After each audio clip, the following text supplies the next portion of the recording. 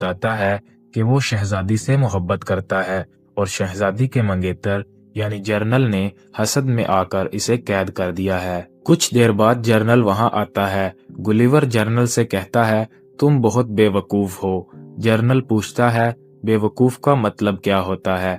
Gulliver कहता है, इसका मतलब ये है कि तुम हद से ज्यादा बदतमीज और घटिया इंसान हो। जर्नल इस बात का मतलब गलत समझ लेता है और खुद को स्टूपिड कहलवाना शुरू कर देता है। एक दिन जर्नल गुलिवर को जानवर की तरह बांधकर इससे काम करवाता है। इसी दौरान दुश्मन मुल्क इन पर हमला कर देता है।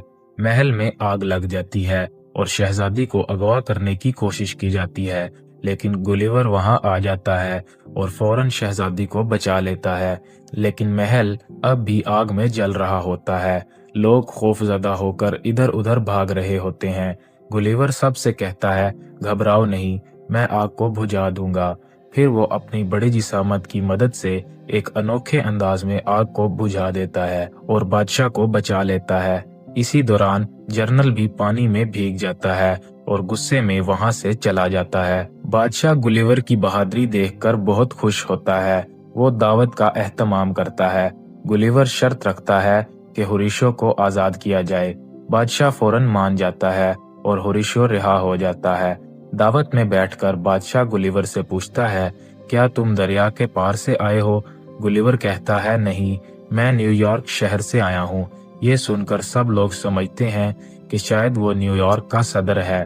गुलिवर भी झूठ पर झूठ बोलकर अपनी शान बढ़ाने लगता है कि मैंने न्यूयॉर्क के लोगों को कैसे बचाया, कैसे शहर को तबाही से निकाला। बादशाह इसकी बातों से खुश होकर गुलिवर के लिए एक शानदार घर बनवाता है ताकि वो आराम से वहां रह सके। इधर गुलिवर और होरिशो शहजादी को मुतासर करने के मंसूबे बनाते हैं। होरिशो वो सब करता है जो गुलिवर सिखाता है। हालांकि कई बार वो ऐसी अहमकाना काम भी करता है जैसे गुलिवर करता था। इसके बावजूद शहजादी होरिशो को पसंद करने लगती है। उसी रात जर्नल को गुलिवर की बोट मिल जाती है। जर्नल चाहता था कि गुलिवर जल्द से जल्द इस जजीरे से निकल जाए। बोट के अंदर गुलिवर को अपना मोबाइल फोन मिलता है जिसमें डार्सी का वॉइस मैसेज होता है कि वो इससे मिलने के लिए आ रही है। अचानक दुश्मन एक बार फिर हमला कर देते हैं। होरिशो भागता हुआ आता है और कहता है, बादशाह ने आपको हमारा जर्नल बना दिया है, अब आप ही हमारी हिफाजत करेंगे।